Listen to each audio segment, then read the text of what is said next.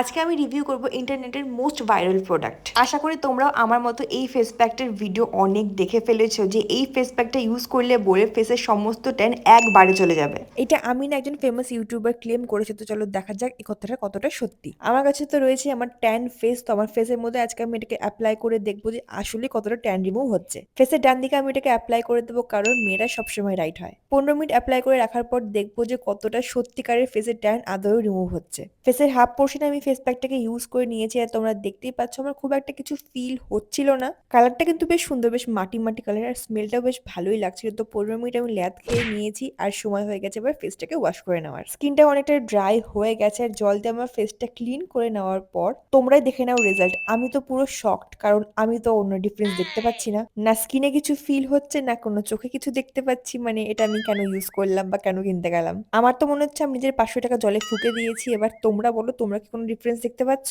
আর তোমরা ট্রাই করে থাকলে অবশ্যই কিন্তু নিজের রিভিউটা কমেন্ট বক্সে দিও। এরকম টাইপের ভিডিও দেখতে হলে আমার চ্যানেলটা অবশ্যই সাবস্ক্রাইব করে